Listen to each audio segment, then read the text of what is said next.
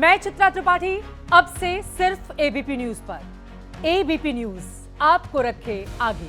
और इसी पर हमारे साथ माजिद मेमन साहब भी जुड़ चुके हैं, एनसीपी के नेता हैं। सर, स्वागत है आपका एबीपी न्यूज पर। और सबसे पहले सर, जो कल हुआ कि मुंबई में इतने कद्दावर नेता, इतना प्रभाव रखने वाले बाबा सिद्दीकी, जिनकी सरेआम गोली मारकर हत्या कर दी जाती है, सर, अब इसको लेकर सबसे पहले आपकी प्रतिक्रिया क्या कहेंगे आप?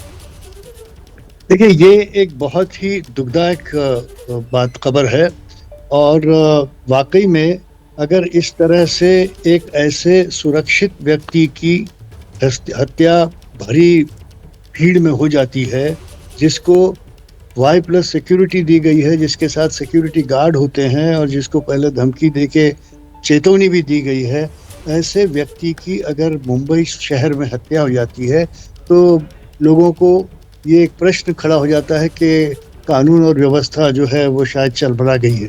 सरकार को चाहिए कि इस पर गंभीरता के साथ में विचार करके आने वाले दिनों में इस किस्म की कोई वारदात मुंबई जैसे शहर में ना हो, इसके लिए सारे ज़रूरी कदम हैं उठाने चाहिए।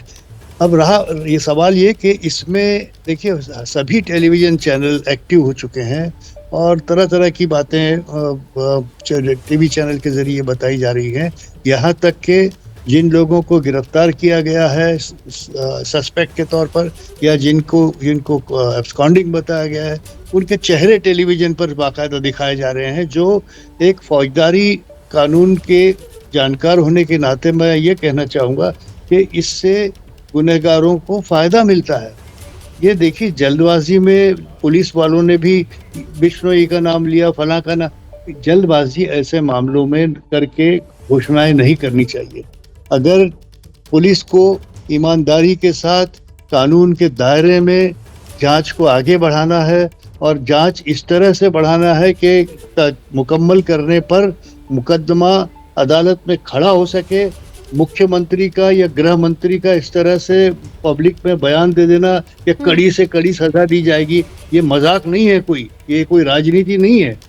मैं दोनों से, मुख्यमंत्री से भी और गृह मंत्री से भी कहूँगा कि अगर वाकई में आपकी नीयत ऐसी है कि बाबा सिद्दीकी के साथ जो अत्याचार हुआ, उसके कुटुंब के साथ जो अत्याचार हुआ, उसके चाहने वालों के साथ जो अत्याचार हुआ, उसमें दोषियों को कड़ी से कड़ी सजा दिलाने का ये तरीका नहीं है कि आपने सस्पेक्ट की तस्वीरें दिखा दी। अब जब तफ्तीश में आइडेंटिफिकेशन परेड होगा तो अदालत में बचाव पक्ष का वकील फायदा लेगा कि आपने सारे लोगों को तो ये तस्वीरें तो पहले ही दिखा दी थी कि ये गुनहगार हैं। ये नहीं किया। इतनी सी जानकारी कानून की क्या नहीं है हम लोगों के पास कि हमको एक मजबूत वाटर टाइट केस बनाकर दोषियों को शिक्षा दिलवाने का काम करना है। सिर्फ घोषणाएं करने से नहीं होगा। दूसरा ये कि इसका मोटिव क्या है, इसके पीछे ये गैंग है या वो गैंग है, ये प्रचारित करने की आवश्यकता नहीं है। मेरे उन पुलिस वाले भाइयों से मेरी अपील है कि आप गुप्तता के साथ इसकी जांच आगे रखें। सुप्रीम कोर्ट के ये अल्फाज न भूलें। आप कानून के कारकुन हैं। आपको उच्चतम न्यायालय की ये बातें कि एक successful investigation has to maintain secrecy.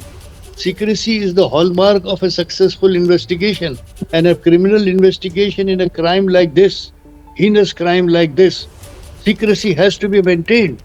Don't beat drums. आप ढोल बजाकर पहले से सिर्फ चीजें घोषणा न कर दें। आपको अगर बिल्कुल ठीक सर, आप कह रहे हैं कि जांच का इंतजार करना चाहिए। सच जो जांच एजेंसियां बाहर लेकर के आएंगी उसका इंतजार सभी को करना चाहिए और जांच का सम्मान सभी को करना चाहिए, ये आप कह रहे हैं। सर, इसको लेकर लॉ एंड ऑर्डर का मसला इसको बताया जा रहा है। ये कहा जा रहा है कि जिसके पास Y कैटेगरी की सुरक्षा है सर, उसको अगर इस तरीके से सरेआम गोली से भून दिया जाता है, सरेआम उनकी हत्या कर दी जाती है, तो महाराष्ट्र में लॉ एंड ऑर्डर की सिचुएशन बन जाती है। आम लोग वहां के कैसे सुरक्षित होंगे, इसको लेकर ही सवाल खड़े हो रहे हैं। नहीं, देखिए, ये बात बहुत जरूरी है। आम जनता जो है वो अपने आप को कैसे सुरक्षित पाए, जबकि एक प्रचारित व्यक्ति जिसको Y+ सिक्योरिटी दी गई है, जिसके बारे में पहले ही चर्चा चल रही है कि धमकियां आ रही है, चेतावनी दे दी जा चुकी है, उसके बाद भी इतनी बेदर्दी के साथ इतनी भीड़ में उसकी हत्या हो जाती है, तो ये बड़ा सवाल तो खड़ा होता ही है। जाहिर है हर व्यक्ति सोचता है कि क्या कानून और व्यवस्था चरमरा गई है, सरकार क्या हमारी सेफ्टी नहीं, बचाव नहीं कर सकती। और दूसरा देखिए, एक बड़ा सवाल जो हम सब के दिमाग में है वो ये कि सिक्योरिटी के लोग जब इनके साथ थे, वाई प्लस सिक्योरिटी थी, तो उन्होंने प्रोटेक्ट क्यों नहीं किया, रिटेलिएट क्यों नहीं किया, जिनको गिरफ्तार किया है या जिसने मारा है उनको जख्मी क्यों नहीं किया, उन पर गोली क्यों नहीं चलाई, उन पर कार्रवाई क्यों नहीं की, सीधा उनको पकड़ के लेके जा रहे हैं जेल में। बड़ा अजीब लगता है।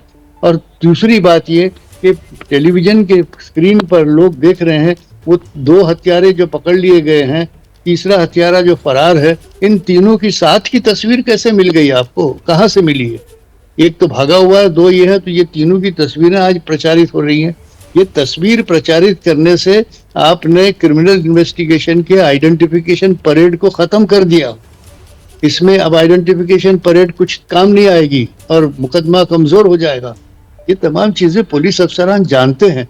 और आज मुंबई जैसे शहर में इतनी भीड़ भाड़ के दरमियान एक अवसर पर के जहां पटाखे फोड़े जा रहे थे, वहां इस तरह से लोग मार के हत्या करके वाई प्लस सिक्योरिटी गार्ड के बिल्कुल हुआ भी यही सर। मौका दशहरा का चुना गया और पूरी प्लानिंग के साथ इस हत्याकांड को अंजाम दिया गया। और दिक्कत भी लोगों को इसीलिए हुई क्योंकि उनको लगा कि पटाखे की आवाज है और दरअसल वहां पर गोलियां बरसा दी गई। 3 गोलियां लगी उनको, 2 उनके सीने में और 1 पेट में। बहुत शुक्रिया सर हमसे जुड़ने के लिए भी और बातचीत के लिए भी।